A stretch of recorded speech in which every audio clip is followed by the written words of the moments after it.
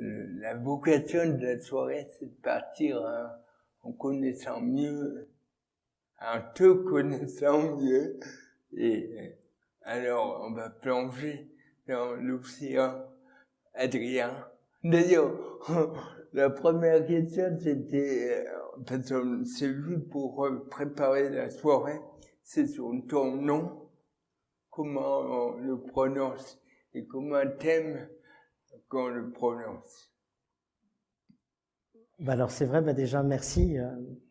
Juste un petit mot, merci Alexandre de bien avoir voulu diriger notre barque ce soir.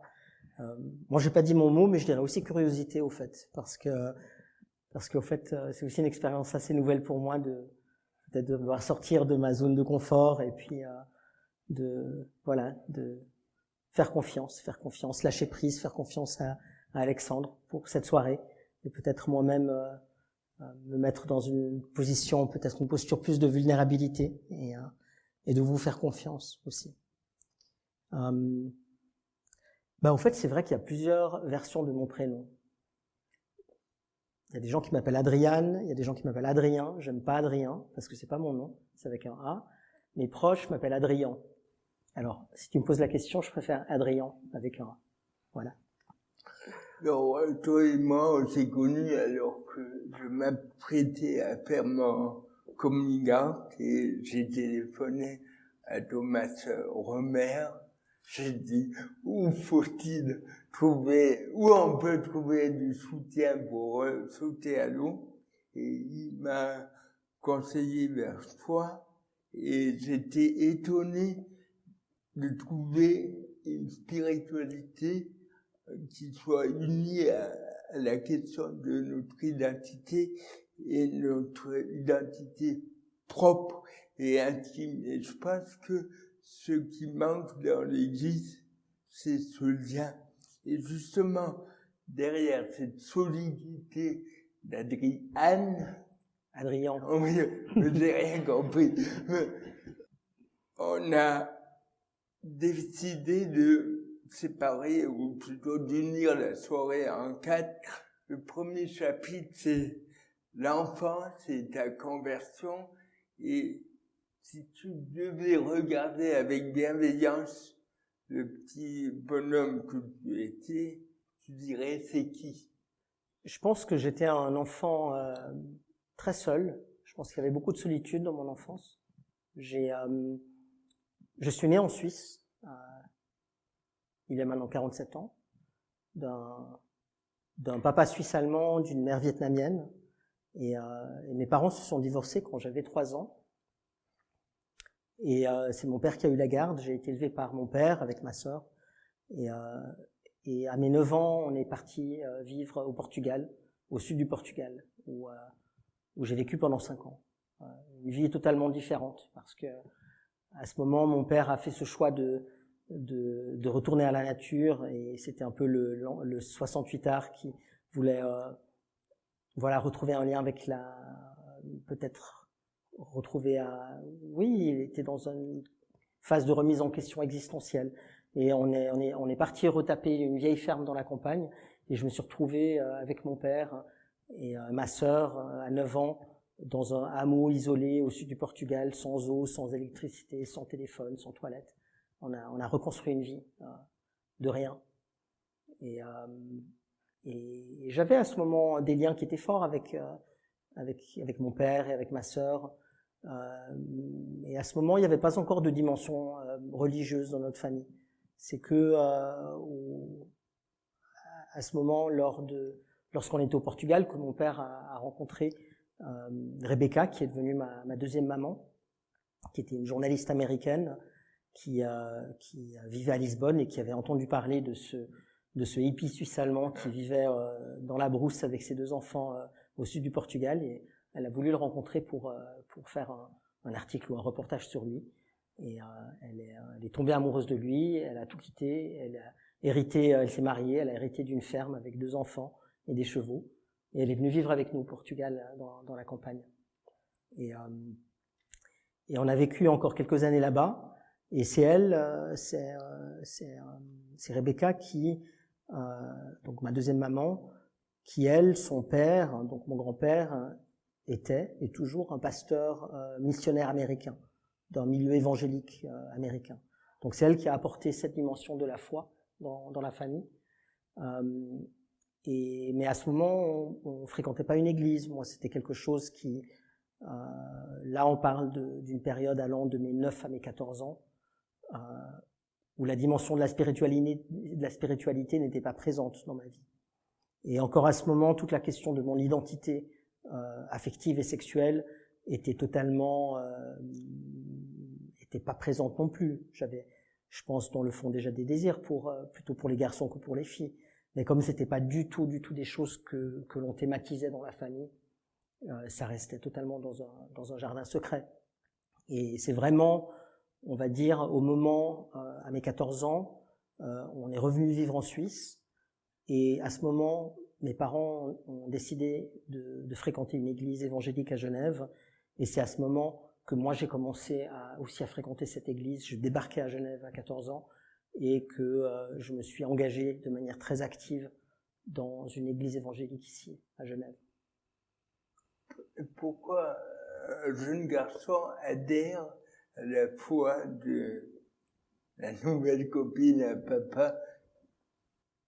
Je pense que cette dimension de la foi, c'est quelque chose qui est vraiment devenu une partie intégrante de ma famille. Moi, j'étais très proche de mes parents. Je débarquais aussi en Suisse. Je connaissais personne ici. J'avais besoin aussi de liens communautaires. J'avais besoin d'une intégration. Et j'ai trouvé cette église où finalement il y avait beaucoup d'enthousiasme, beaucoup d'amour, un accueil qui était extrêmement chaleureux. Et je pense qu'à ce moment, j'ai vraiment fait un choix qui n'était pas celui de mes parents, mais qui était le mien. Je pense que j'ai vécu une réelle conversion au christianisme qui a été un choix personnel à mes 14 ans. Simplement, il y avait le revers de la médaille parce que voilà, on était dans un milieu très fondamentaliste où finalement la conversion passe par une nouvelle naissance et par un sacrifice d'une grande partie de ce que j'étais. Et à ce moment, j'étais pas encore conscient de tous les dégâts et de toute la destruction identitaire que cela allait produire justement chez le garçon de 14 ans que j'étais. Tu as parlé de solitude. Ça m'a frappé quand on a parlé de ton enfance ensemble. Ce soir, il y a le mot solitude qui débarque. Oui, je pense que la solitude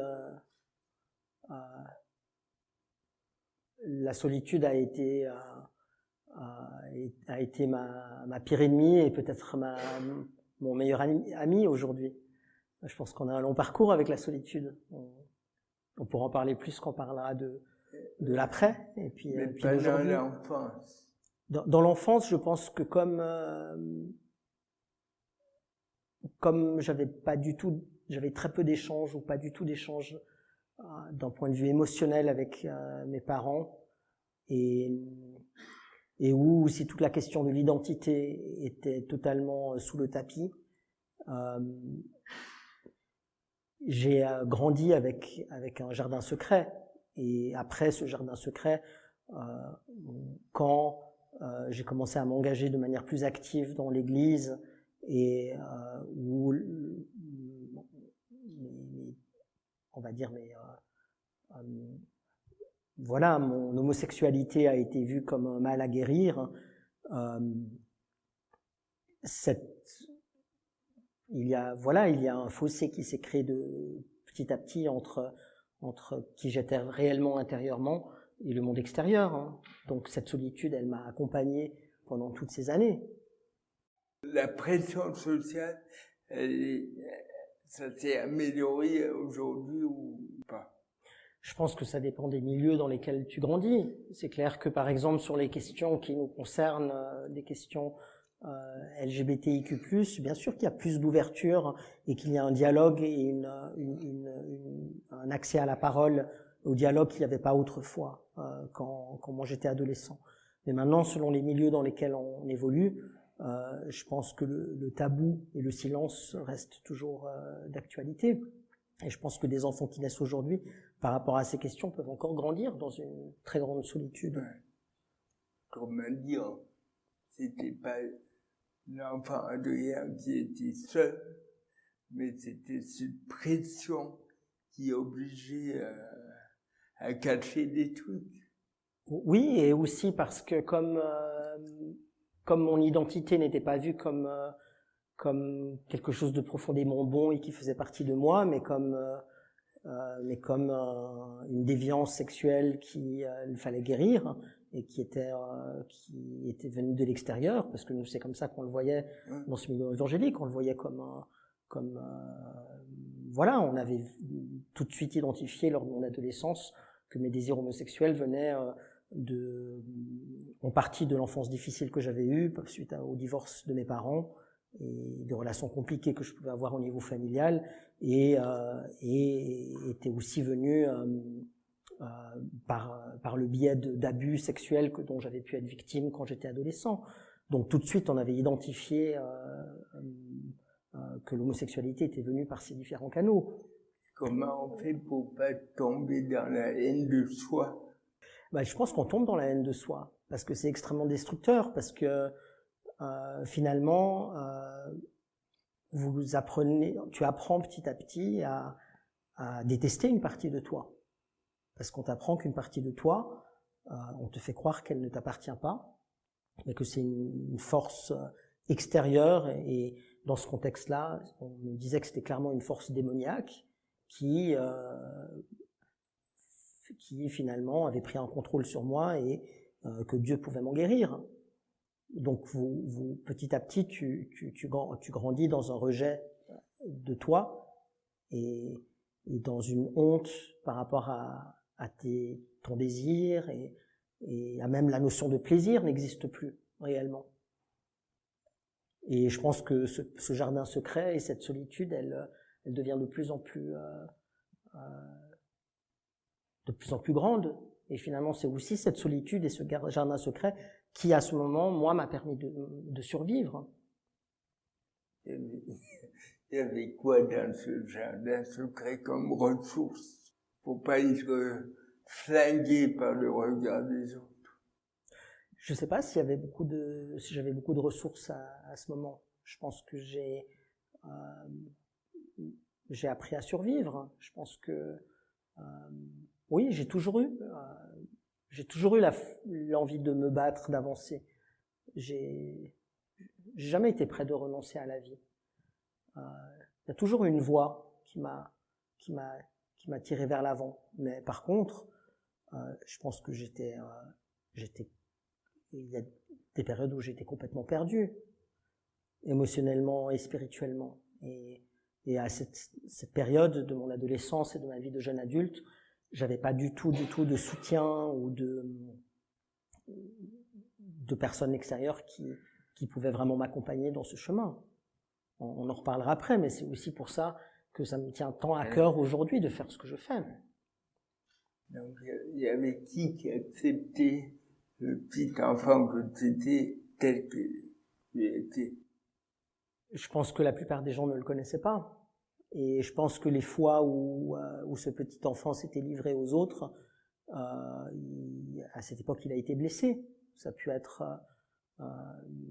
justement, j'étais un enfant et un adolescent qui était très solitaire.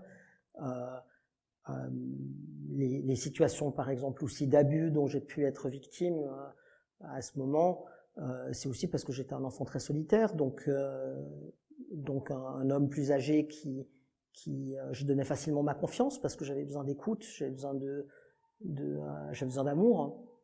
Et à un certain moment, comme peut-être que l'autre voulait du sexe, finalement, je me disais que c'était le prix à payer en tant qu'adolescent. Et les choses sont devenues très confuses parce qu'après, on a pu mettre sur ces événements, on a pu identifier mon église et puis mes pasteurs ont pu identifier là la source de l'homosexualité.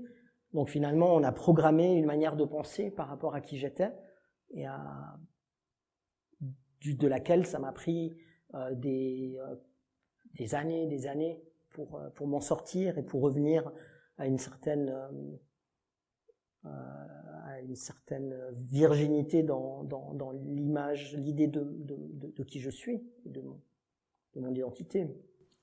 Donc l'image comme l'enfant insouciant, peinard, tranquille, jamais connu. J'apprends à le connaître maintenant, je pense. C'était une sorte d'endoctrinement et presque d'isolation par rapport à toi-même. Oui, je pense qu'il y a eu beaucoup de... Oui, il y a eu un endoctrinement, ça c'est clair, et un isolement aussi. Et je pense aussi qu'à un certain moment, pour survivre, parce qu'on est bien fait, donc à un moment, on fait en sorte de s'en sortir, et je pense que qu'on se fragmente aussi. Je pense qu'à un certain moment, mon identité s'est fragmentée. Je pense que j'étais plus le même. J'étais pas le même avec ma famille qu'avec les gens de l'église. Quand après, on peut en reparler, mais après cet épisode en Suisse, après je suis parti à Londres, aux États-Unis. Ouais. À ces moments, j'ai construit une double vie, dont moi-même je vivais dans un certain déni de moi-même. Où la journée, j'étais dans mon école biblique, où j'étais engagé dans l'église, et le soir ou la nuit, je buvais, et puis je rencontrais des hommes dans des bars, et puis moi-même, j'étais dans un déni complet de qui j'étais et de ce que je vivais, parce que c'était beaucoup trop douloureux de pouvoir juste faire la paix entre ces deux parties de moi qui ne pouvaient pas cohabiter. C'est qu'on peut flinguer des enfants. Même. Je pense, ouais.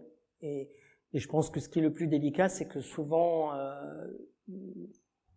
ça peut partir d'un sentiment bienveillant, souvent. On peut faire beaucoup de mal sans le vouloir, aussi.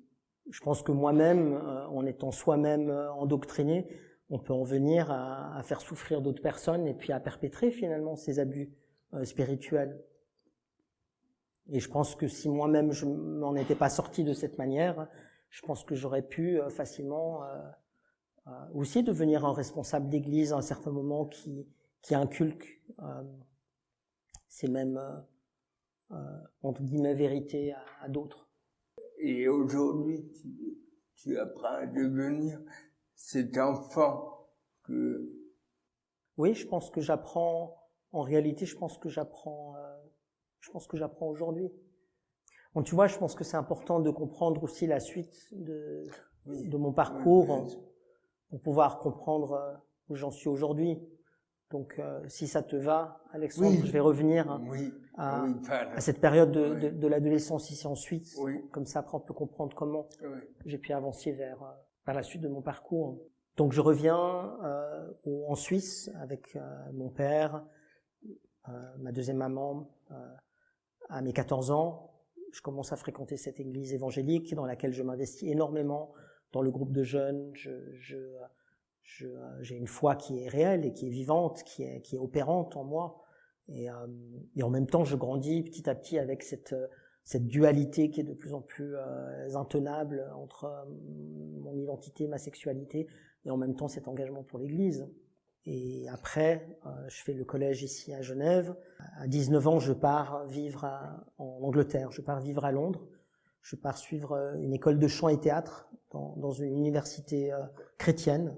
Et là, je commence à fréquenter une église qui est une église pentecôtiste, une de ces méga churches ultra charismatiques, où là, on part dans quelque chose d'encore plus extrême, où on part aussi dans certaines pratiques, qui sont, je pense, pourraient s'apparenter à un certain occultisme chrétien, où tout se vit par les dons de l'esprit, par la guérison, par la délivrance, et où j'ai grandi dans un univers complètement parallèle. Là, j'ai fait cette école de chant et théâtre, j'ai fait une école biblique pendant ces années à Londres. Et là, j'avais déjà, en partant à Londres, j'étais déjà convaincu qu'il fallait que je guérisse de l'homosexualité. C'était une grande honte, c'était un tabou chez moi, c'était quelque chose qui était difficile à en parler. Et on avait déjà, quand j'étais en Suisse avant de partir, mon pasteur qui m'avait par exemple présenté à une entre guillemets ex-lesbienne qui avait été guérie et qui m'a pris un peu sous son aile comme une grande sœur, qui voulait me montrer comment est-ce qu'on pouvait revenir sur le droit chemin. J'aurais dû à un certain moment faire un séminaire de torrent de vie, thérapie de conversion là-bas, que j'ai pas fait finalement. Et après, quand je suis arrivé à Londres, par un concours de circonstances un petit peu particulier, j'ai rencontré deux personnes, un couple d'Américains, un couple de milliardaires américains qui vivaient à New York, qui sont devenus comme des parents spirituels et qui m'ont pris sous leur aile, qui se sont mis comme mission ils étaient convaincus que Dieu avait des plans incroyables pour ma vie et qu'il fallait me guérir avant ça. Et avec eux, j'ai commencé à communiquer. Ils vivaient aux États-Unis, moi à Londres. J'ai commencé à communiquer tous les jours pendant plusieurs heures. À un certain moment, ils m'ont envoyé un billet d'avion et je suis parti au Maryland, aux États-Unis, pour suivre donc une thérapie intensive pendant une semaine avec leur thérapeute familial qui était un psychiatre, pasteur, exorciste. Et c'est donc avec lui que j'ai vraiment vécu ce cycle de thérapie, de délivrance pendant une semaine ou chaque jour pendant 6 heures. On creusait dans mon vécu et dans l'intimité de qui je suis pour identifier les sources du mal et pour me délivrer finalement des démons dont il fallait que je sois délivré. Et ça, à ce moment, j'avais 19 ans. Et je pense que c'est très important, c'est une question qui revient souvent, c'est très important de comprendre que j'étais consentant de suivre cette thérapie. Mais qu'est-ce que c'est le consentement lorsqu'on est endoctriné? C'est compliqué. J'étais un adulte consentant, j'avais 19 ans. Mais pourquoi? Parce que je voulais guérir. Parce que j'avais envie de rentrer dans ce que je pensais qu'était la seule manière de pouvoir être heureux, rencontrer une femme avec laquelle j'allais me marier, avoir des enfants. Et donc, par mon propre choix, j'ai suivi cette thérapie de conversion aux États-Unis. Puis là, on t'a dit que tu étais habité par des démons intergénérationnels. Oui, après, on rentre dans un truc qui est complètement dingue parce que là, on rentre dans ce milieu justement de l'exorcisme, même justement de l'exorcisme dans ce milieu chrétien, mais où on rentre dans toute ces croyances de démonologie aussi sur les démons, où on commence à t'expliquer exactement il y a tel esprit générationnel qui est lié à tel esprit familier, qui est rentré à tel moment dans ta vie, où on te fait un graphique exactement pour t'expliquer de quelle manière tu as été possédé. Et au fait, ça devient tellement une réalité que moi, j'ai vécu des délivrances physiques de certains démons. J'ai vraiment ressenti des manifestations physiques et j'ai pu moi-même identifier, même décrire au thérapeute à quoi il ressemblait, qu'est-ce que je ressentais. Mais aujourd'hui, comment savoir ce qui est vrai et ce qui ne l'est pas? C'est impossible de détricoter ça. Parce que entre ce qui est émotionnellement induit à ce moment et ce qui est vrai, c'est très compliqué. Et ça laisse beaucoup de traces aussi. Moi, ce que je vous dis là, j'en ai pas parlé pendant 15 ans au moins. Tout ce qui s'est passé aux États-Unis dans ces délivrances, c'était quelque chose qui était tellement de la science-fiction pour le commun des mortels que je serais juste passé pour un taré, quoi. Et tout ça, c'est resté dans un jardin secret. Je l'ai ressorti beaucoup plus tard. Mais la conséquence a été que après ces délivrances, sur le moment, j'étais très soulagé parce que j'étais convaincu d'être guéri. Et c'est ça qui est très pervers là-dedans aussi. C'est que comme il n'y a rien à guérir, les sentiments, ils restent. et rien ne change. Donc, quand vous vous dites, ok, on a passé une semaine à me délivrer de X démons de la perversion, de l'homosexualité, de la débauche, de tout ce que vous voulez, et finalement les désirs ils sont toujours les mêmes, vous finissez juste par vous culpabiliser encore plus après, et à vous enfoncer encore plus profondément dans un dégoût et un rejet de vous-même. Et moi, c'est ce qui s'est passé aussi pour moi. Pourquoi on croit ces trucs?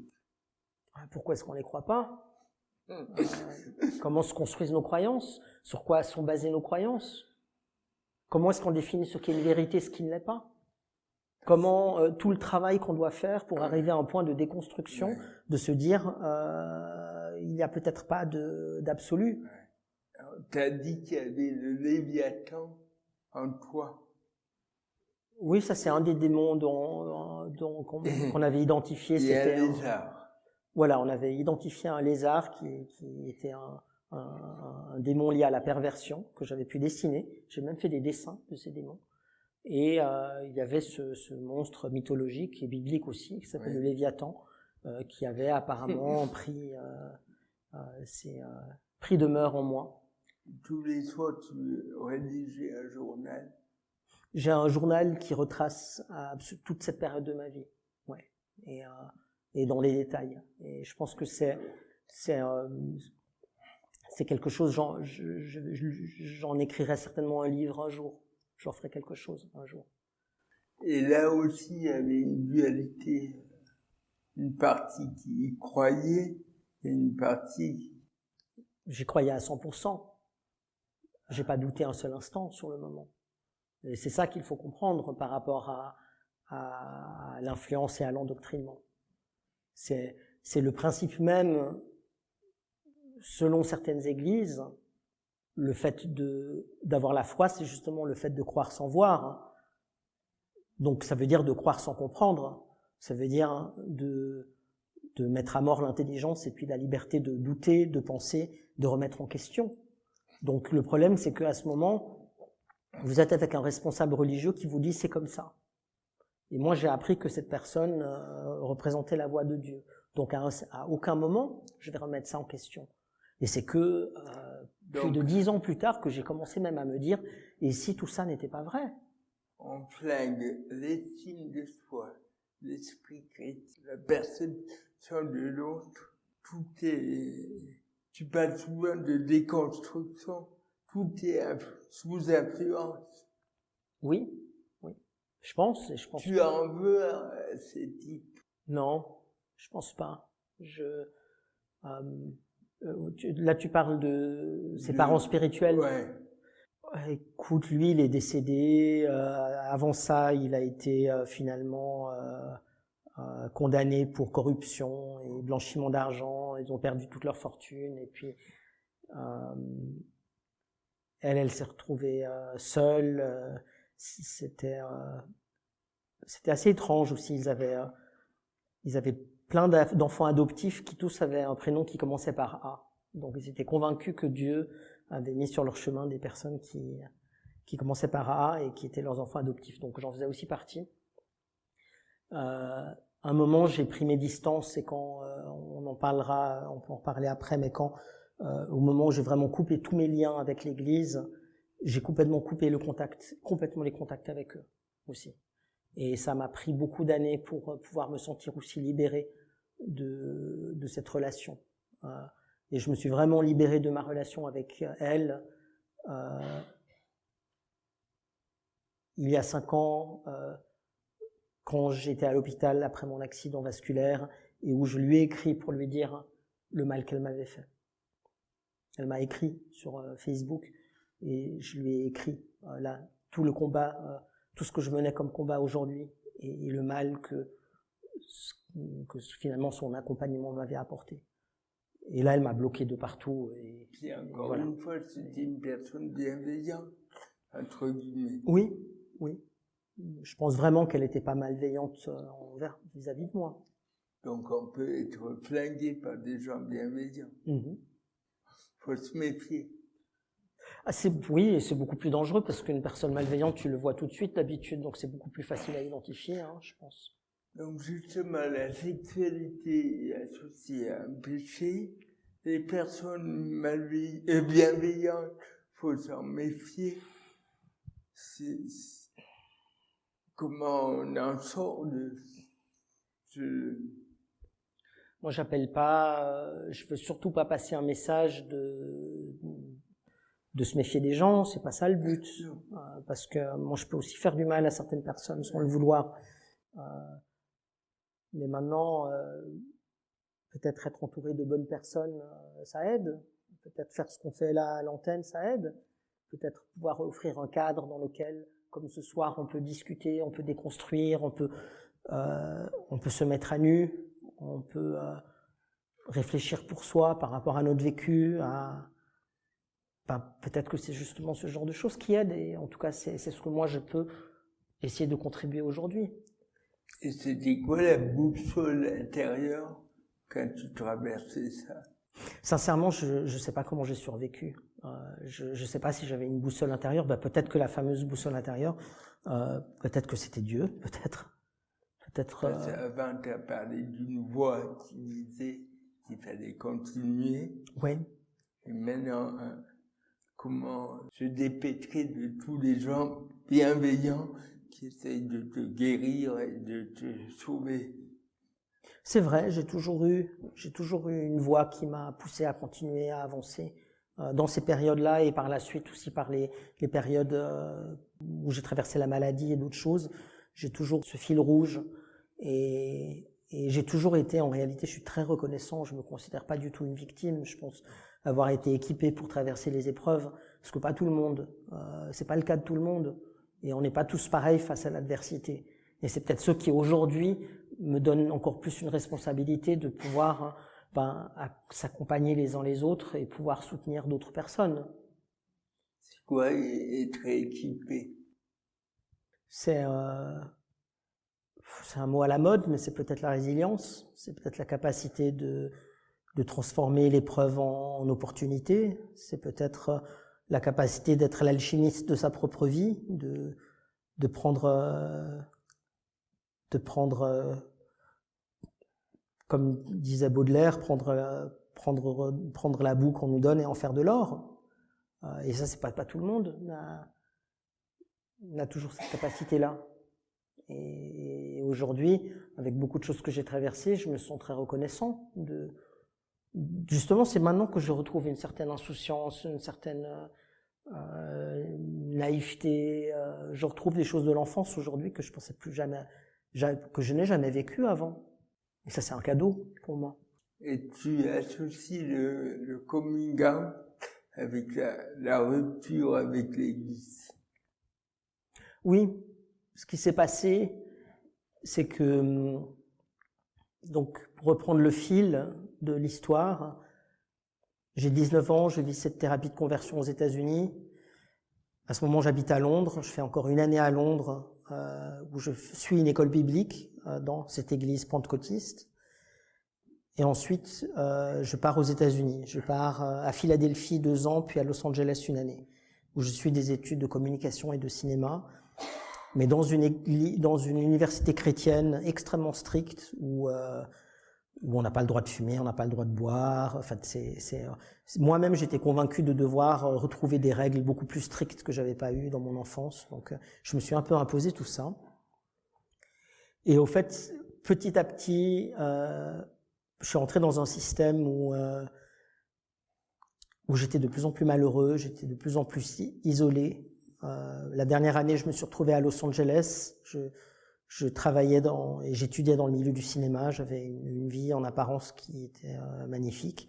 Et j'étais profondément malheureux et profondément seul. Et à un moment, je me suis dit, mais au fait, toutes ces raisons qui m'ont fait devenir chrétien et faire ce pas de foi, au fait, je ne vois plus Dieu dans tout ça. Il y a le langage de Dieu, mais il n'y a plus de Dieu là-dedans. Enfin, il est plus là. J'ai jamais arrêté de croire en Dieu. Et à ce moment aussi, c'était plus possible de tenir la dualité avec ma sexualité, puis avec mon identité. À ce moment, J'avais même eu aux États-Unis un copain pendant presque une année, mais je le vivais dans un déni complet. C'était une double vie. Je le voyais la nuit dans des bars. C'était en plus une relation très douloureuse avec quelqu'un qui buvait beaucoup, qui était très violent. Et personne n'a jamais su qu'il existait. C'est resté dans un déni complet. Et à un moment, je pouvais plus vivre cette dualité intérieure. Et à ce moment, je pense qu'il y a tout qui a pété là. Et là, à ce moment, c'est soit je me fragmente complètement, soit je fais des choix. Et à ce moment, j'ai fait ce choix. En rentrant des États-Unis, j'avais 24 ans, 24 ou 25 ans. Je suis rentré en Suisse, j'ai fini mes études. Et à ce moment, j'ai coupé tous les liens avec l'Église et avec toutes les personnes qui étaient liées à mon passé de l'Église. Et à ce moment, j'ai commencé à vivre mon homosexualité ouvertement. Mais les 10 ans qui ont suivi, j'ai pas vécu mon homosexualité de manière apaisée et réconciliée, parce que j'étais encore convaincu de choisir le mal. À ce moment, je me suis dit, ok, si c'est le mal, je choisis le mal. Donc je pense que j'étais en colère contre Dieu. Je pense que j'ai jamais arrêté de croire en Dieu, mais j'ai arrêté de lui parler pendant 10 ans. Et là, j'ai fait le choix de vivre librement ma sexualité, mais avec beaucoup de colère, donc dans une incapacité de construire une relation apaisée et avec quelqu'un. Donc, mais à ce moment, j'ai vécu plein de choses. J'ai vécu ma deuxième adolescence. J'ai pu vivre librement dans le milieu gay, rencontrer plein de gens aussi, et vivre aussi peut-être une certaine insouciance que j'aurais dû vivre dans mon adolescence et que j'avais jamais vécu. Donc il n'y a pas que du mal du tout de cette période. J'ai vécu beaucoup de belles choses aussi. Mais le temps de la réconciliation n'était pas encore là. Je pense que entre mes 25 et mes 35 ans, j'avais besoin de vivre cette deuxième adolescence. Et c'est que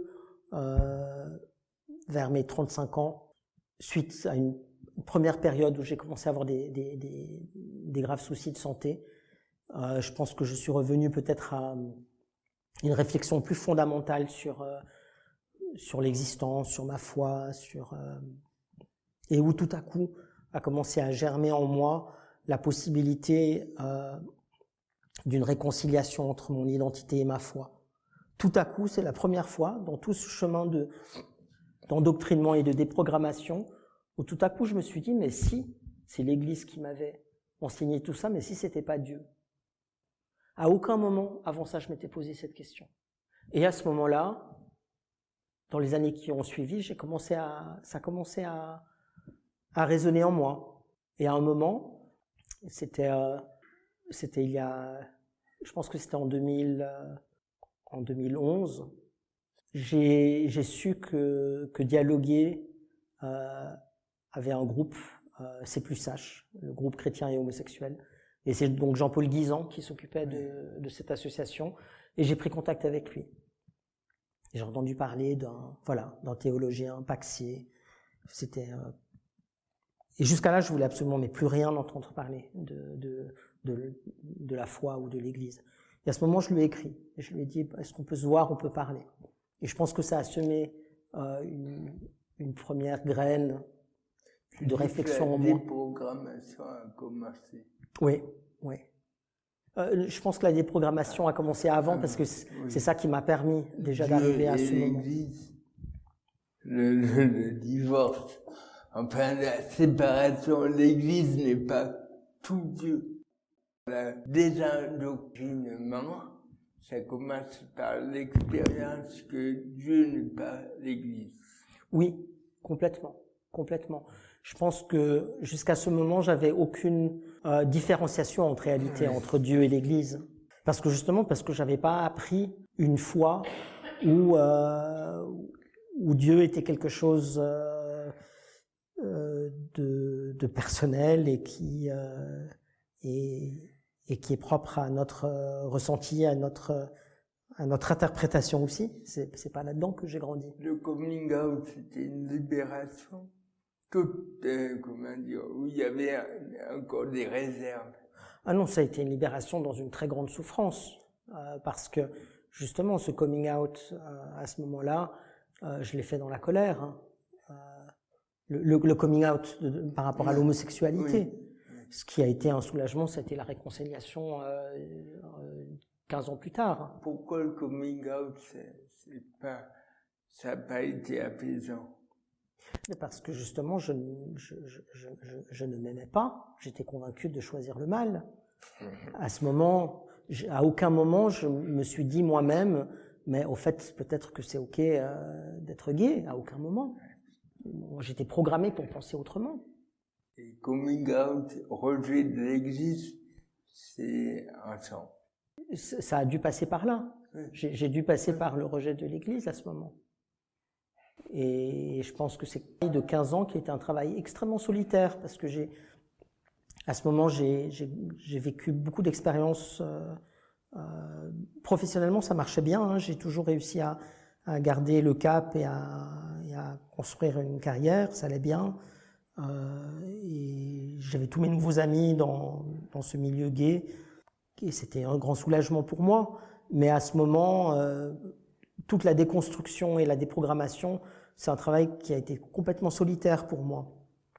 Et on en reviendra après quand on parlera de l'antenne, mais c'est en grande partie pour ça aussi que je tenais après à pouvoir créer un espace d'accompagnement et de soutien, parce que c'est justement ce qui m'avait manqué pendant ces 15 ans. Et toute cette déconstruction des idées dogmatiques reçues, et aussi par exemple même de manière plus concrète, par exemple par rapport à la sexualité, juste d'apprendre de petit à petit se dévêtir de la culpabilité, d'apprendre ce qu'est le désir, ce qu'est le plaisir. On en perd complètement ces notions-là. Moi, pendant des années, même j'étais incapable même, par exemple, de réellement ressentir peut-être même du plaisir sexuellement, parce que c'était lié à tellement de culpabilité et de honte qu'il y avait tout un travail qui a été énorme à faire. Et qu'est-ce qui t'a aidé concrètement? On en revient peut-être de nouveau à cette voie ou à ce fil rouge, et peut-être que c'est là où se trouve Dieu, là, dans tout ça, mais c'est que moi-même, je ne sais pas comment j'ai fait. Je sais pas comment j'ai fait pour m'en sortir. Sincèrement. Parce quand on discutait, tu disais qu'aujourd'hui, bon, le mot est un peu con, mais tu lâches prise. Là, il y a encore beaucoup de travail à faire pour que je lâche prise. Et on voit pourquoi. Parce quand on est, j'allais dire, quand on vous met dans une baraque qui brûle, comment on peut lâcher prise? Oui, c'est vrai. Je trouve que le lâcher prise, ça peut culpabiliser beaucoup de monde. Tu as raison, parce que c'est parce que j'ai été en contrôle pour beaucoup de choses que je m'en suis sorti. C'est le contrôle qui m'a sauvé. Donc aujourd'hui, de le lâcher, c'est pas facile. Ouais. Tu disais que le coming out, ça t'a pas apporté la paix totale, mais plutôt ce qui t'a apporté, c'est la réconciliation, oui, la pacification. Oui, c'est vrai. Je pense que c'est vraiment ce moment, là on arrive donc vers 2011, je rencontre Jean-Paul Guisan, je commence à avoir vraiment ces réflexions je commence à réfléchir à ma spiritualité, et je pense qu'en 2015, j'ai senti que j'arrivais à un aboutissement un peu à cette réconciliation, justement. C'est comme si tous ces fragments de qui j'étais avaient pu se réunir, et puis tout à coup j'ai commencé à pouvoir entreapercevoir ma vraie identité. Et c'est à ce moment que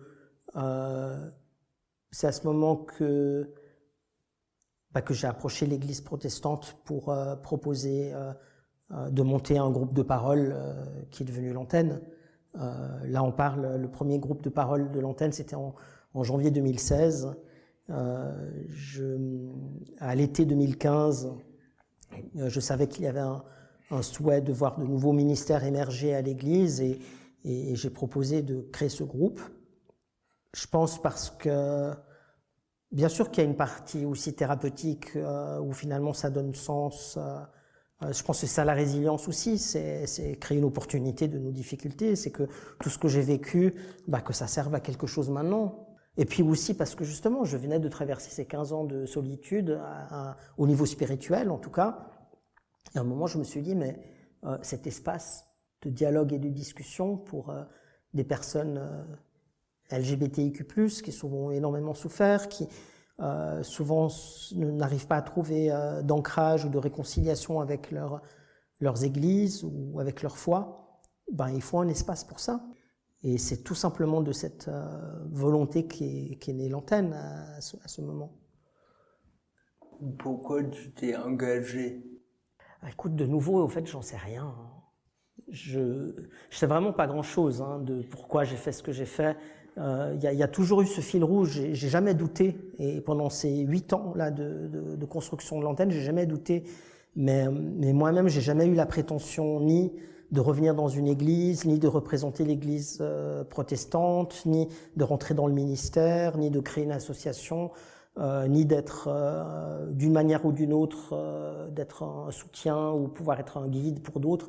Ça n'a jamais été une volonté personnelle. Les choses, elles se sont faites comme ça, parce que j'ai juste essayé de faire ce qui était juste et puis d'être à l'écoute peut-être de cette voix. Ça me fait penser, il y a un bouddhiste qui s'appelle Chogyam Trungpa et qui dit que dans la spiritualité, on pourrait être des garagistes de l'âme. Et il dit quand on amène une bagnole cassée à un garagiste, il reproche rien. Il dit pas t'es un chauffard. Il essaye de réparer la bagnole. Et quand on s'est vu, t'as dit, à l'antenne, on faisait et on fait de l'accompagnement d'urgence aussi. Et ça m'a beaucoup touché ça, qu'il y ait des endroits, qu'il y ait un lieu où on n'est pas jugé et qu'il y a un accompagnement. Qu'il ne soit pas tarte à la crème, bombe de genre, mais qu'il soit vraiment comme un compas très concret. Et cet accompagnement d'urgence, c'est quelque chose aussi qui a émergé simplement pour faire face aux besoins, parce qu'on arrive à 2016, on crée un groupe de parole à l'antenne, il y a de plus en plus de monde qui commence à venir, et à ce moment, comme c'était aussi très nouveau dans le paysage ecclésial d'avoir tout à coup cette antenne LGBT, on a eu une très grande exposition publique et médiatique dès le début. Et c'est vrai que moi, dès le début, je me suis retrouvé aussi catapulté un petit peu comme le représentant de cette antenne, avec mon portrait dans la tribune de Genève, c'était en 2016, et je crois que ça titrait son double coming out gay et chrétien.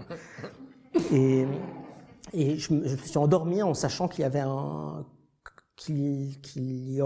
que demain serait plus jamais la même chose. Je savais que je m'engageais dans une voie où il y aurait une voie de non-retour par rapport à mes engagements publics. Et je me suis posé la question, est-ce que tu sais vraiment ce que tu fais ? Et oui, je l'ai fait.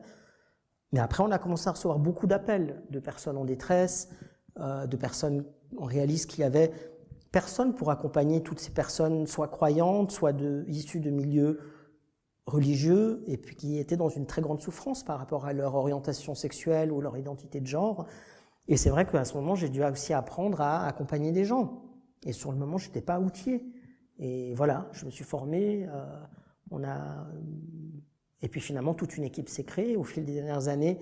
Aujourd'hui, on a toute une équipe d'accompagnement où on travaille vraiment par un accompagnement par les pairs, par une intégration communautaire, par une redirection en collaboration avec le milieu socio-éducatif, médical, associatif. Mais tout ça, c'est des compétences qui se sont créées par la suite pour faire face à l'urgence. Ça n'a jamais été ni une planification, ni une ambition quelconque de ma part. Mais il fallait le faire. C'était là, des gens qui étaient dans le besoin, et il fallait bien s'y mettre. Et à quoi ton engagement est spirituel? Tu sais, Alexandre, quand on préparait cette rencontre, tu m'as dit il faut que tu oses plus parler de ta spiritualité. Et j'ai réalisé que c'est au fait quelque chose qui est compliqué pour moi. Et c'est étonnant parce qu'on pourrait se dire que c'est le centre et le cœur de mon ministère et de ce que je fais. Et puis en réalité, la spiritualité, c'est devenu quelque chose d'extrêmement pudique pour moi. On m'a inculqué tellement de vérités que j'ai pris tellement de temps à déconstruire qu'aujourd'hui, pouvoir affirmer Dieu, c'est ça pour moi, ou je vis ma spiritualité de telle et telle manière, c'est compliqué pour moi, en fait, je réalise encore.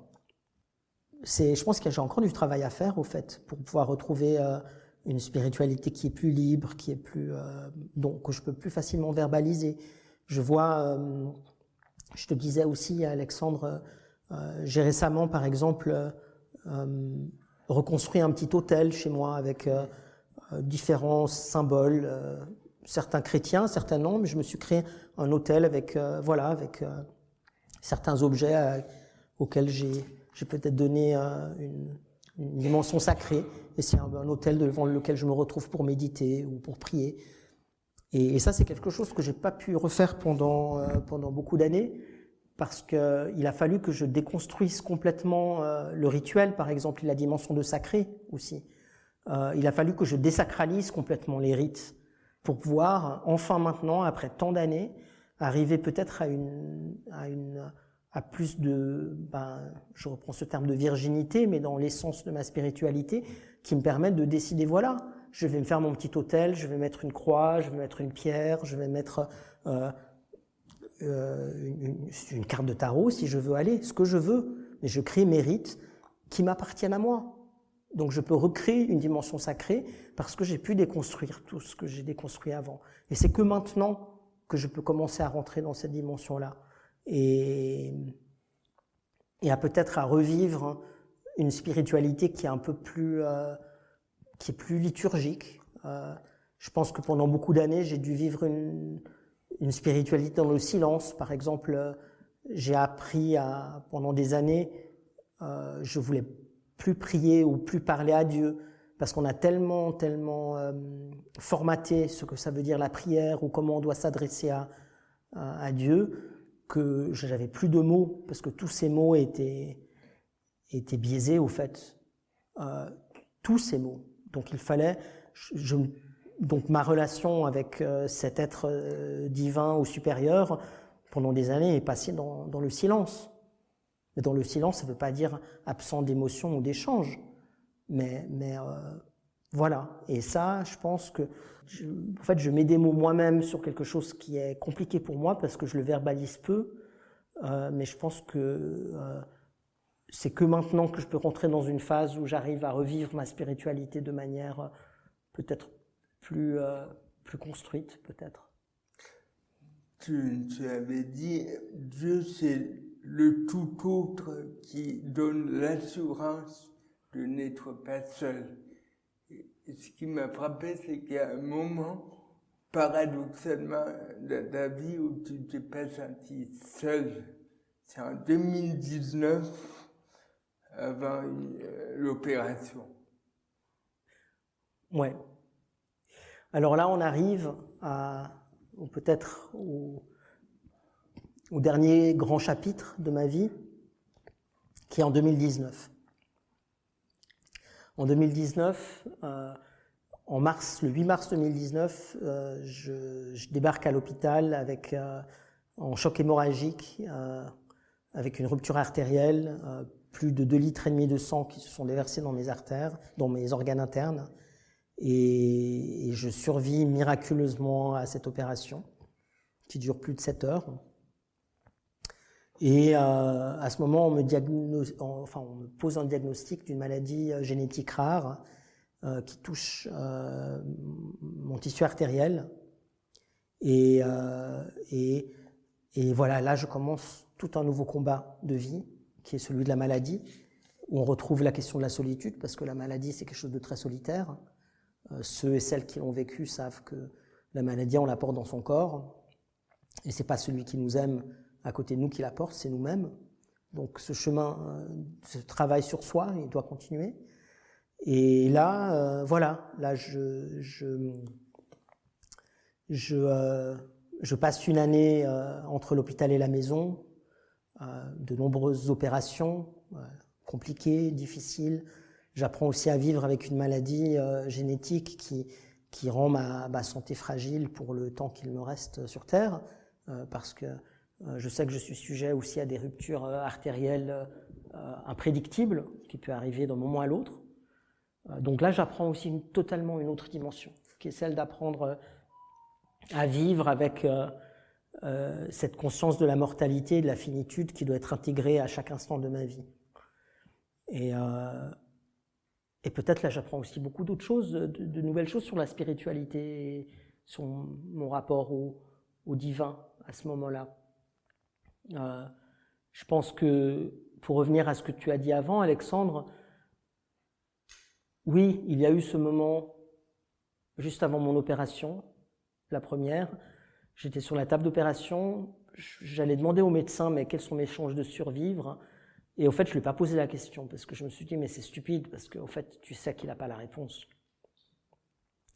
Et je me suis endormi en me disant mais au fait ça va aller. Il y a deux choses qui me sont restées, c'est tu n'es pas seul et ça ira, que je vive ou que je meure. Et ça c'est très très précieux parce que je pense que quand on est revenu, qu'on a frôlé la mort et on est revenu, et on a été dans cette zone perméable entre la vie et la mort, et on réalise qu'on allait partir avec ce sentiment de paix, de savoir qu'on n'est pas seul et que ça ira, ça nous donne pour la vie d'après, ça donne un pouvoir énorme sur la vie, au fait, parce qu'on a beaucoup moins peur de la mort, parce qu'on sait que ça ira et qu'on ne sera pas seul. Et en fait, ça suffit de savoir ça. Et j'en sais pas beaucoup plus, hein, mais ça suffit. Et je pense que c'est faux de dire qu'on n'a plus peur de la mort, parce que tout le monde a un peu peur. C'est quand même un grand voyage où c'est l'inconnu, donc ça fait peur un peu. Mais d'avoir moins peur, en fait, je pense que ça apporte beaucoup de paix et de sérénité dans cette vie. Et là aussi, c'est une épreuve que j'ai vécue. Je ne me considère pas du tout une victime. J'y ai survécu et je suis là aujourd'hui et j'ai appris beaucoup de choses sur la vie.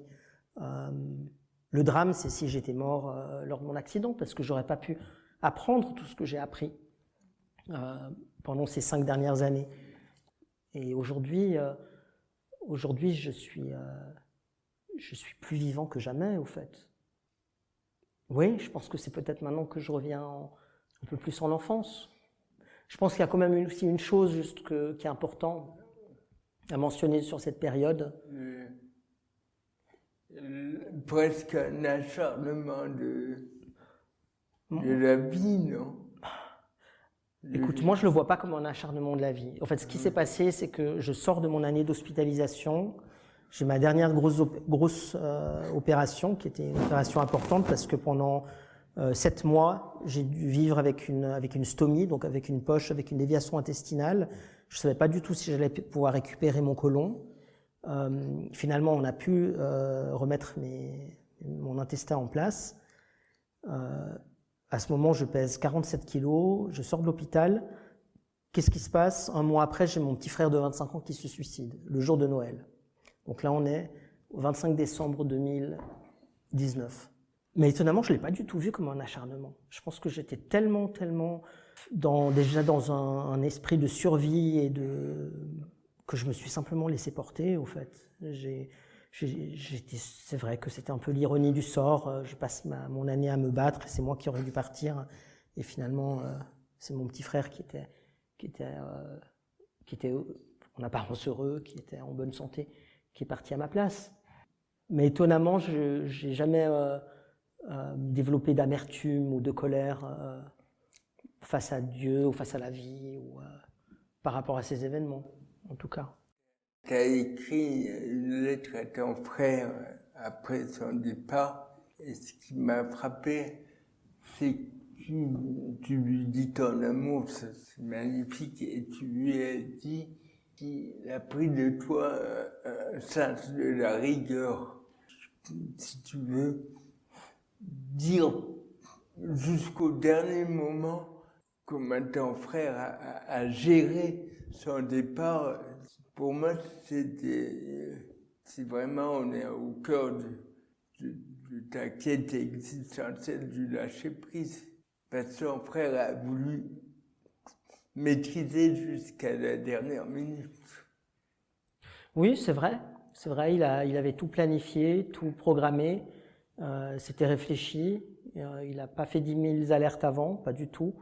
Je pense qu'il a fait une erreur, je pense qu'il a fait le mauvais choix. Maintenant, comme je lui ai écrit dans ma lettre, je respecterai son choix. Mais je pense qu'il s'est trompé. Mais voilà, il avait planifié ce qu'il a fait. Et tu as raison, c'est vrai que cette rigueur que j'ai, je l'aime parce qu'elle m'est salutaire, mais je la déteste aussi. En même temps, je suis un marathonien aussi.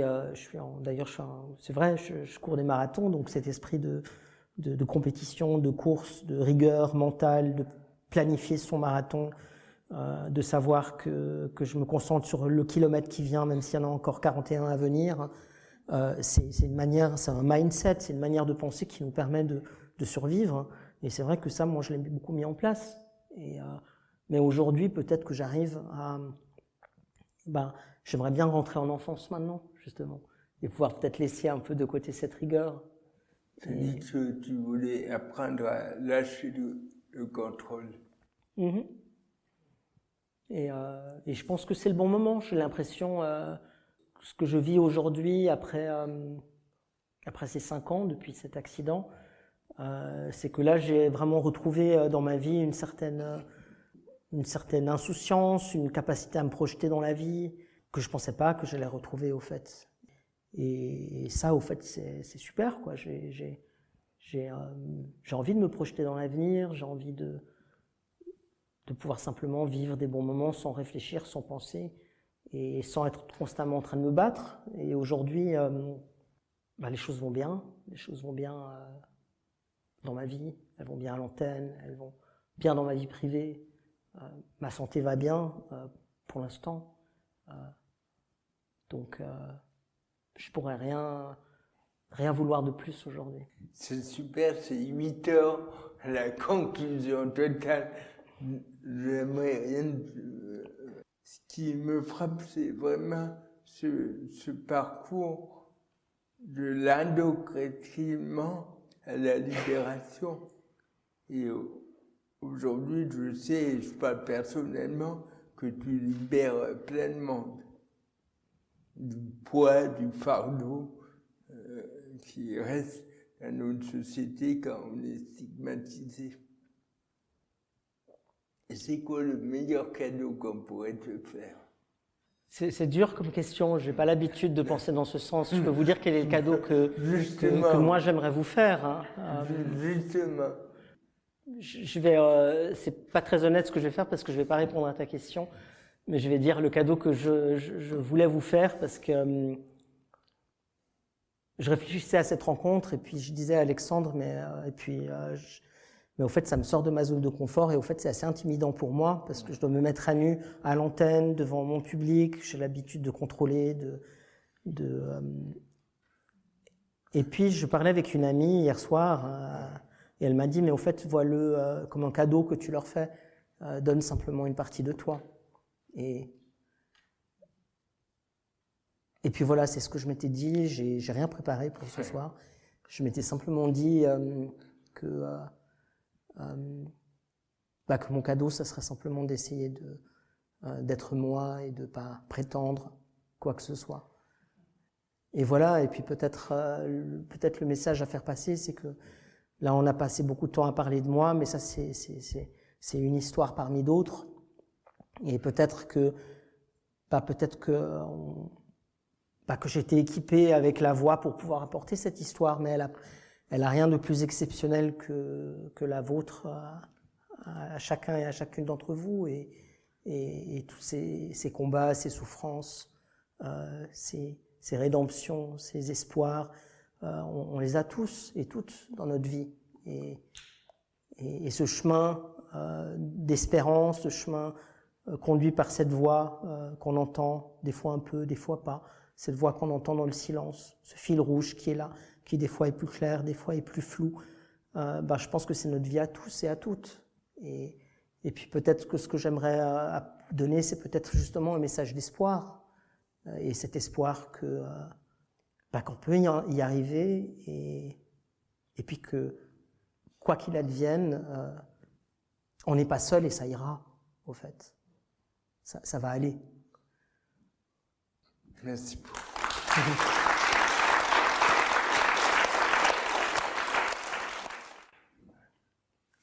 On avait souhaité vraiment que ce soit un jardin, pas secret, mais collectif. D'ailleurs, c'est ta vie d'aller vers ce jardin qui est né à Genève, qui s'est exilé au Portugal, qui est passé par Londres, qui a été au Maryland, à Beverly Hills, et qui est revenu, j'allais dire intact, mais plus qu'intact à Genève, et qui produit des fleurs et voilà.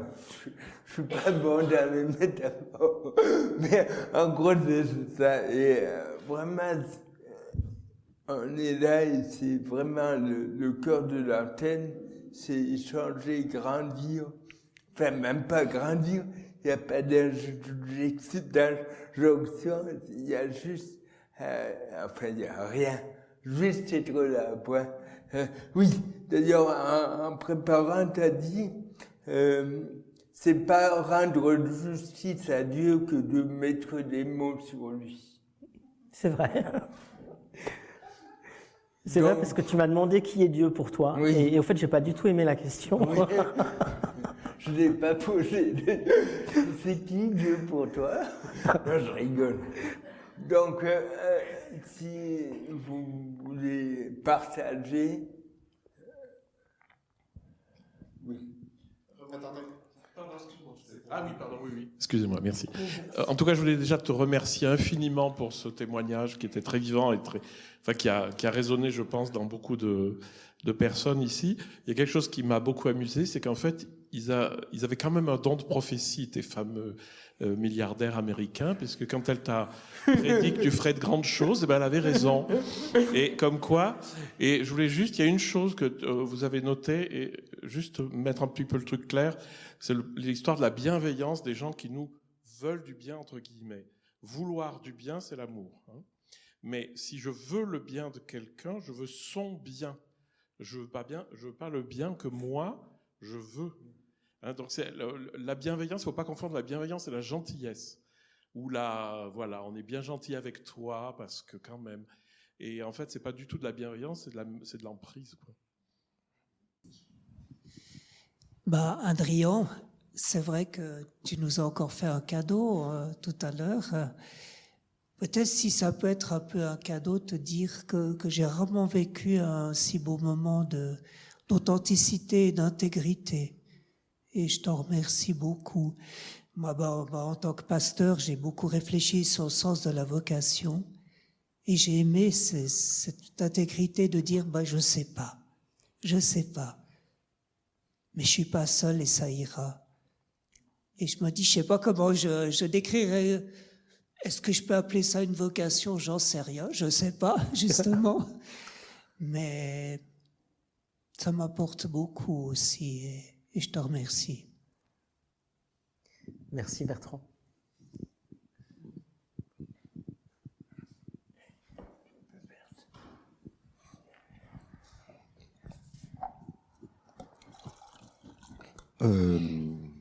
Ça passe là?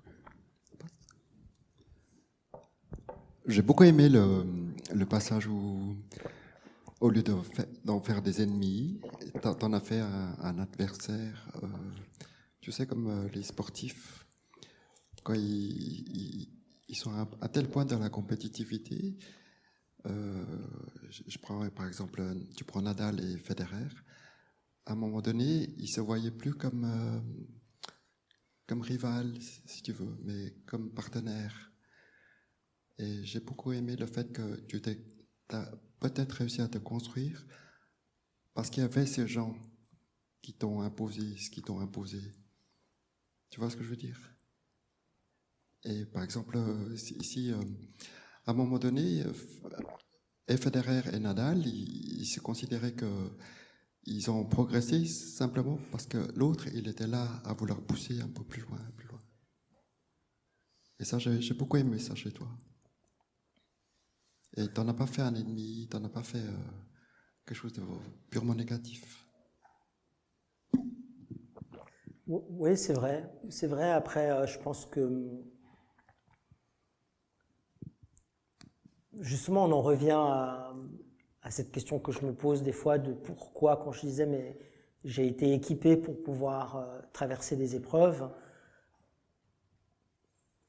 pouvoir me battre contre Nadal, peut-être, et peut-être remporter un match de temps en temps. Mais pourquoi est-ce que d'autres ne le sont pas? Parce que je vois d'autres personnes autour de moi qui sont en souffrance et puis qui traversent des épreuves et qui s'en sortent pas des fois. Et puis c'est pas très juste, je trouve. Puis j'ai pas la réponse à ça.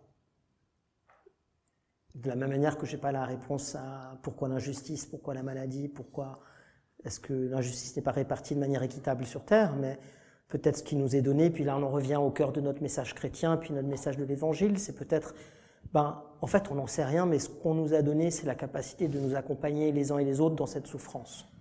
Et ça, je peux le faire. Parce qu'aujourd'hui, je vais bien et aujourd'hui, je peux être là pour d'autres. Alors peut-être que c'est ça, ou si on en revient aux fondamentaux de notre mission, peut-être. Et de nouveau, c'est empreint de beaucoup, je ne sais pas, parce qu'on ne sait pas grand-chose.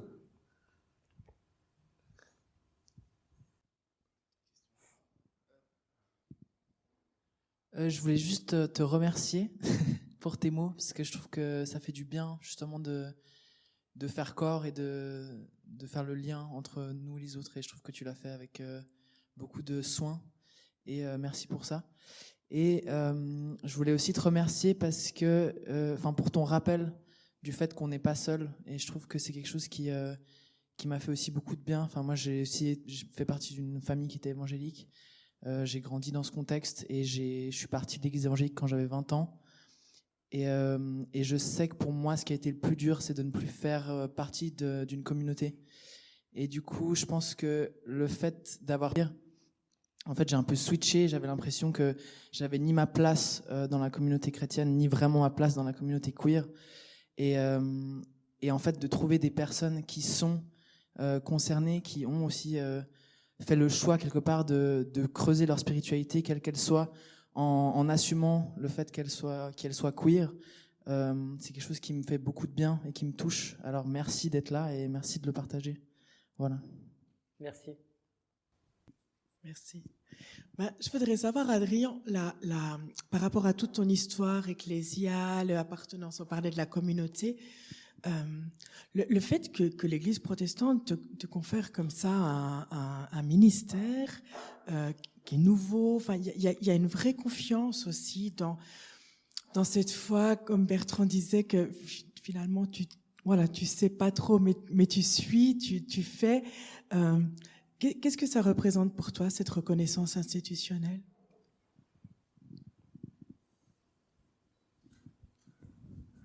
Je pense qu'elle est très importante. Je pense que déjà, je sais pas, déjà pour revenir à ça, je sais pas oui et non. Ça veut dire que je me considère aujourd'hui profondément chrétien, parce que c'est, mais pas comme un absolu, parce que c'est la langue que j'ai apprise. C'est celle qui, de la même manière que le français, c'est ma langue maternelle qui me permet de te parler.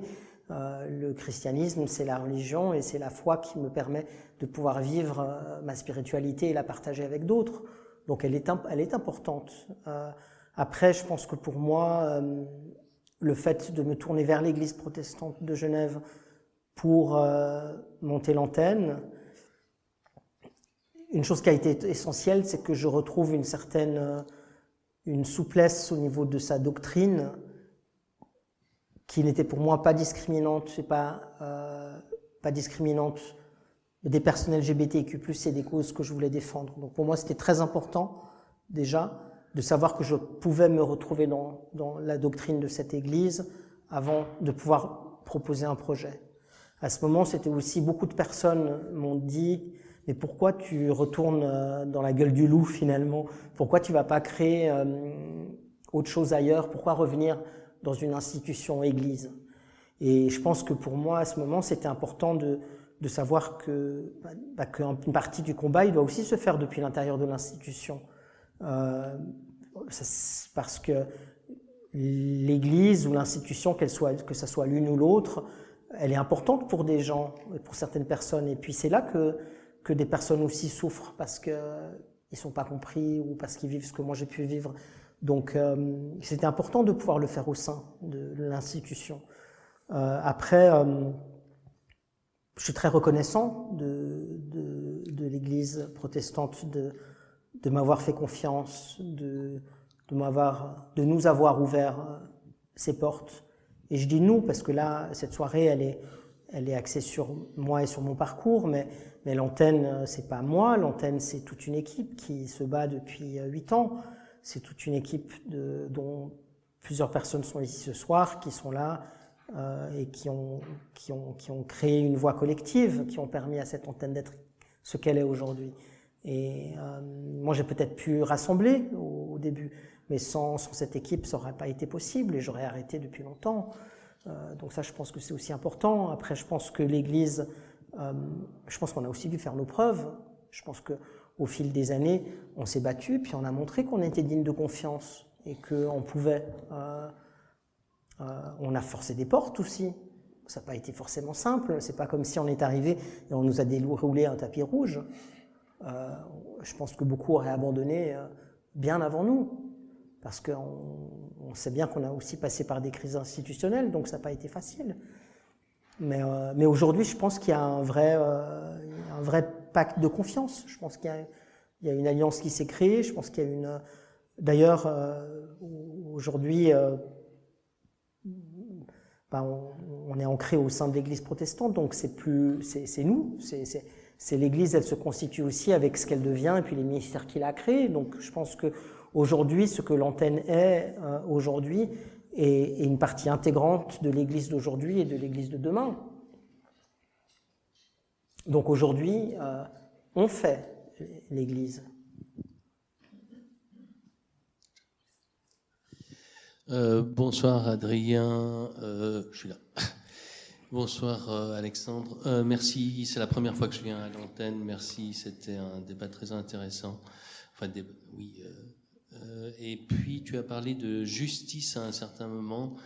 Je te connais pas du tout, mais je sens que dans le terme justice, il y a deux façons de l'aborder. Soit par le déni de justice qui nous frustre, qui nous met en colère, et toi tu l'abordes d'un autre point de vue, du point de vue où qu'est-ce que je peux faire, qu'est-ce que je peux donner. Parce que c'est en donnant qu'on va aussi recevoir, ça nous fait plaisir de donner, ça nous crée des endorphines, ça fait plaisir de se recevoir aussi. Moi, je suis quelqu'un qui a pendant longtemps refusé de recevoir des cadeaux, je les mettais de côté, je les ouvrais pas, et j'ai ce problème par rapport à recevoir, et je commence peu à peu à pouvoir recevoir des choses totalement naturellement. Toi, tu le fais naturellement, voilà. C'était simplement pour te remercier de ça et peut-être te faire réagir là-dessus. Je dirais peut-être juste que je pense que pour moi aussi, c'est plus simple de donner que de recevoir. Donc je pense que tu vois, j'ai pas su de quoi dire quand Alexandre a demandé quel cadeau on pourrait te faire. En fait, j'ai aucune idée. Bonsoir. Il est ? Oui, c'est bon. Bonsoir. Donc, moi, je m'appelle David. Je suis dans l'antenne depuis presque le début. Et puis, je voulais déjà vous remercier, vous deux, pour cette soirée. Et puis, surtout, je voulais te dire merci, Adrien, parce que c'est vrai que peut-être que toi, tu sais pas, mais moi, je sais. Et en tout cas, je suis hyper reconnaissant que tu aies accepté d'être pionnier, parce qu'il y avait vraiment besoin d'un endroit comme l'antenne, un endroit qui, tu connais assez bien mon parcours, mais il y en a plein ici justement où moi j'étais aussi dans une église évangélique et puis j'ai dû tout refaire, cette déconstruction et pouvoir reconstruire et d'avoir une place et de pouvoir se réconcilier, c'est vraiment... Enfin, merci. Tu sais combien c'est important pour moi et t'es un cadeau, vraiment. Merci beaucoup. Merci David. Oui, j'ai encore une question parce que donc tu es engagé dans l'Église protestante. Est-ce que tu as des contacts avec d'autres communautés religieuses? Je pense spécialement aux communautés juives, musulmanes et puis autres. Bon, et puis par rapport à la communauté catholique, ce serait peut-être bien qu'Anne-Claire nous en dise un petit mot.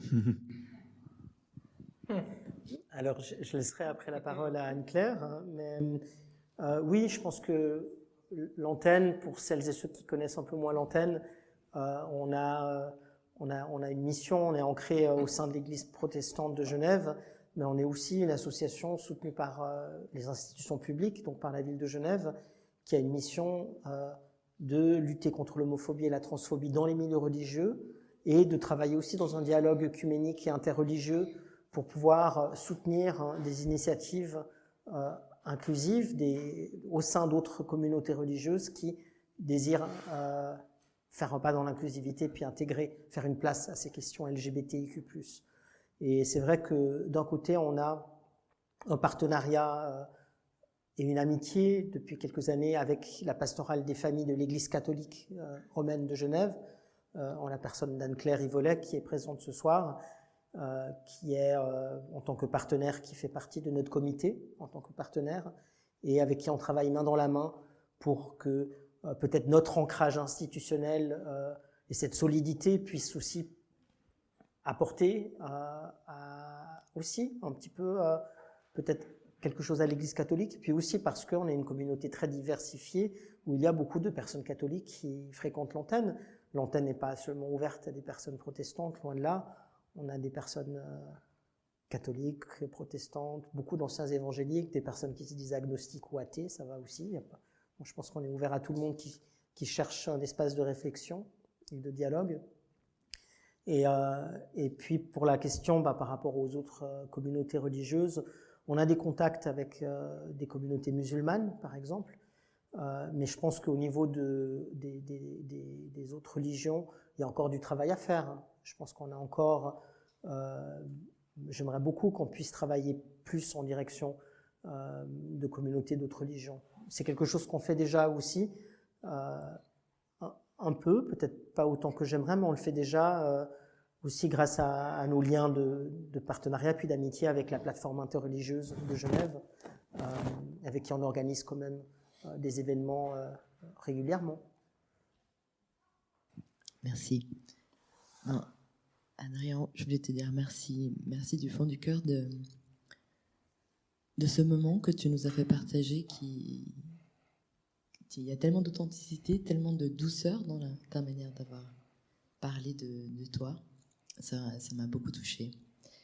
Je garde le contrôle et le lâcher prise. Comment est-ce qu'on peut lâcher prise sans le contrôle? Et ouais, ce que j'observe aussi, c'est que, oui, la colère, j'ai l'impression que tu l'as dépassée. Et ça, c'est très beau. Et puis, je me faisais la réflexion sur le cadeau. Là, t'as vraiment eu un blanc. Le cadeau, c'était un gros blanc. Et je me suis dit, quand on n'est pas habitué à recevoir et qu'on s'est senti très seul, comme toi, tu t'es senti, c'est peut-être risqué de recevoir. Ça m'a évoqué que c'est peut-être plus facile de donner dans ces conditions que de recevoir parce qu'on sait ce qu'on donne. Merci. Merci, Yolanda. Oui, j'ai été citée, alors je prends un petit peu la parole. Au niveau de l'Église catholique, moi je retiens, on a sous les yeux les très beaux panneaux sur l'antenne, plateforme de partage d'informations, de ressources sur les questions LGBTIQ+, et sur la spiritualité. Et je pense que c'est essentiel aujourd'hui, dans des questions aussi sociales, qui travaillent la société très profondément, c'est essentiel de pouvoir avoir un lieu où on est dans notre être spirituel à un niveau large. Et là, toutes les congrégations, toutes les communautés peuvent se rejoindre si on s'intéresse vraiment à la personne et pas seulement à son appartenance institutionnelle. Toutefois, j'ai cherché à avoir un lien directement avec l'antenne parce que, bien oui, notre insertion communautaire, on en parlait, nos origines rituelles, tu en parlais toi-même, Adrien, elles nous forgent aussi, elles nous font aussi notre identité spirituelle. Et là, voilà, il faut pouvoir être rejoint. Alors, on va pas entrer dans le débat de sexualité et Église catholique parce que ça va très très loin et pas toujours dans des bons chemins. Mais en fait, c'est vraiment important, je pense, qu'on puisse être là et que les personnes qui appartiennent à la tradition catholique romaine sachent qu'elles ont non seulement le droit, la légitimité de vivre leur sexualité, mais qu'il y a une ouverture institutionnelle qui le permet aussi et qui cherche à élargir cela dans le giron le mieux possible. Voilà, sans plus de prétention. Mais merci à l'antenne d'être ouverte à la spiritualité en général. Et les célébrations que nous menons, il y en aura une le 10 octobre, il y en aura une autre au mois de janvier, une autre en mai. C'est aussi pour dire, on est là avec notre être spirituel et on se retrouve, ça fait maintenant bientôt 3 ans, qu'on propose des lieux de prière, de spiritualité ensemble avec l'antenne et pourvu que ça continue.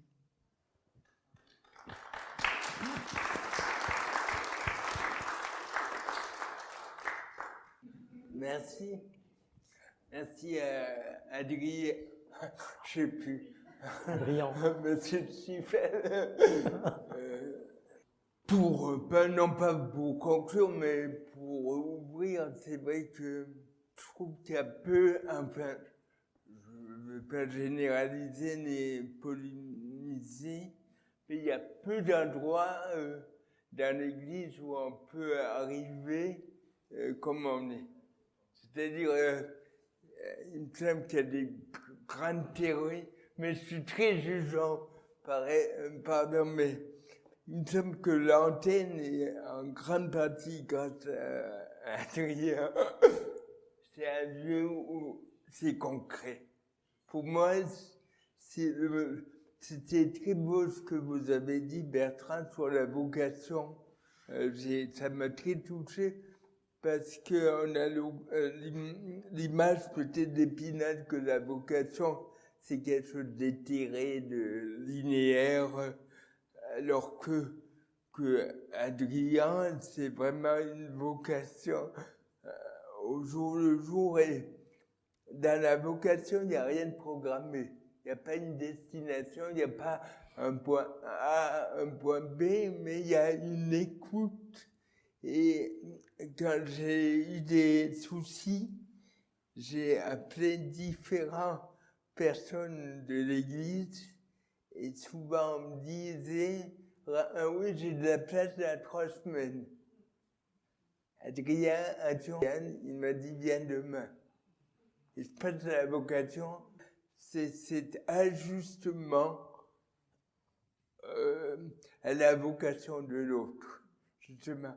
Et dans l'antenne, ce qui me frappe, et d'ailleurs ça me touche que tu ne sois pas à l'aise avec la spiritualité, en tout cas sur le plan des mots, parce qu'on nous gave tellement d'idéologies, d'idées préconçues, alors que la spiritualité, c'est faire avec le monde et en trouvant Dieu dans le monde.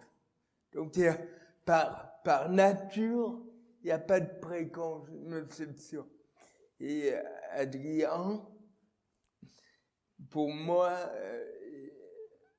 c'est la vocation qui se regarde pas le nombril. Il n'y a pas de posture vocationnelle, il y a un homme qui avance. Et c'est peut-être ce qui est la disponibilité, le non-jugement, l'écoute, et puis une sorte d'efficacité. C'est-à-dire quel acte on peut poser pour aider l'autre à aller mieux.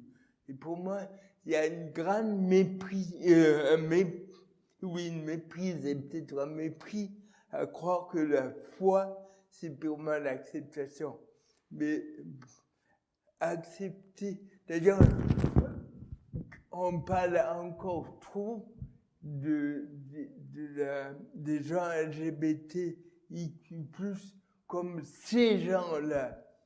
Moi, je suis ravi que les bouddhistes intègrent dans le vœu de tous les êtres les LGBT. Mais putain, on était là avant. Et c'est très beau ce que vous disiez. Adrien, c'est un bodhisattva. En langage chrétien, c'est quelqu'un qui est donné pour aider l'autre à faire son chemin. Et le bodhisattva, pour revenir, c'est pas s'occuper des LGBT, QI, XY, Z, c'est s'occuper ou plutôt accompagner cette personne dans son chemin qui est un chemin sacré, homosexualité, bisexualité, quelle que soit la détermination, c'est le caractère sacré de la personne qui est en jeu. Et pour moi, le garagisme carrossier, l'exemple de Shogyan Trungpa, c'est vraiment montrer, et c'est ce que fait l'antenne et Adrien, c'est que la spiritualité, c'est pas éthéré. C'est comment j'aime, comment je me lève le matin, comment je me débrouille pour traverser les traumatismes et comment je me laisse pas déterminer par les assauts de la vie. C'est pas l'idéologie. Donc voilà, pardon, j'ai perdu un peu la boule, mais c'est bon. Mais ça me gêne beaucoup, comme pour les personnes handicapées, qu'on parle de ces gens-là comme si on les retranchait d'une humanité commune. Et pour moi, c'est hyper violent. Voilà. Merci.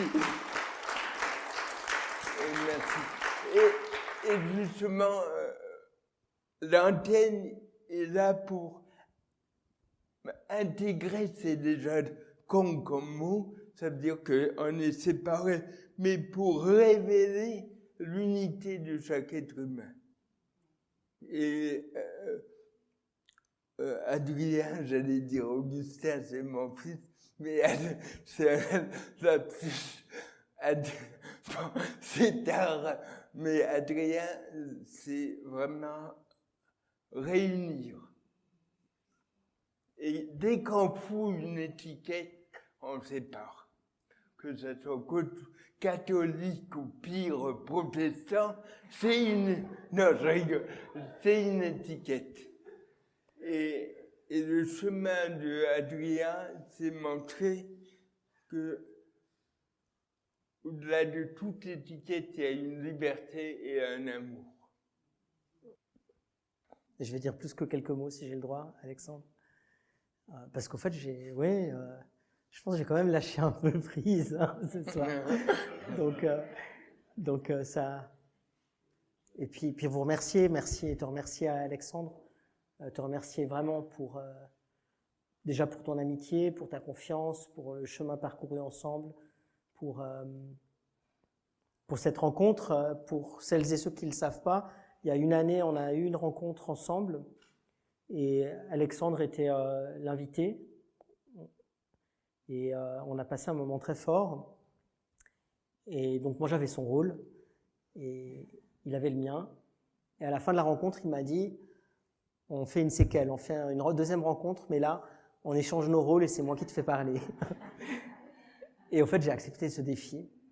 Et c'est de là qu'est née l'idée de cette rencontre en fait. Et puis finalement, je le dis, on fait les choses jusqu'au bout et tu diriges la soirée. Et voilà. Donc, je dirige rien.